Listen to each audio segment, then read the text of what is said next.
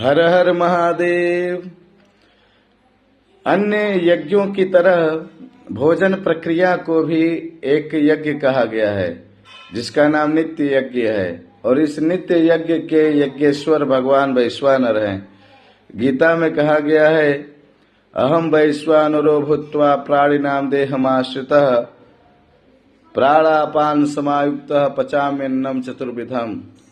भगवान वैश्वानर यानी कि जठराग्नि, जो पेट के अंदर जठर के अंदर जो अग्नि है, उसी का नाम वैश्वानर अग्नि है और उसी के देवता भगवान वैश्वानर हैं।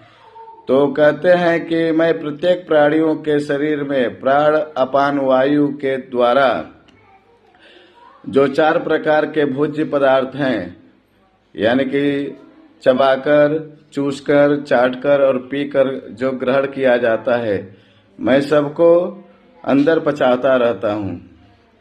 और उससे केवल उदर पूर्ति ही नहीं होती है, यानी कि मेरी पूजा भी हो जाती है। तो इसलिए भोजन से संबंधित विषय में विशेष सावधानियां बरतनी चाहिए।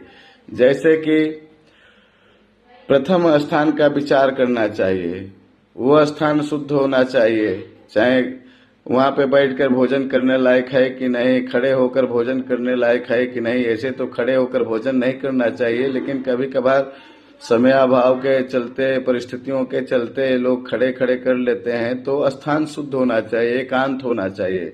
भोजन एकांत की चीज है, तो एकांत में भोजन करना चाहिए। क्योंकि अपवित्र जगह पे भोजन करने से भगवान असंतुष्ट होते हैं, इसलिए उनकी पूजा नहीं हो पाती है।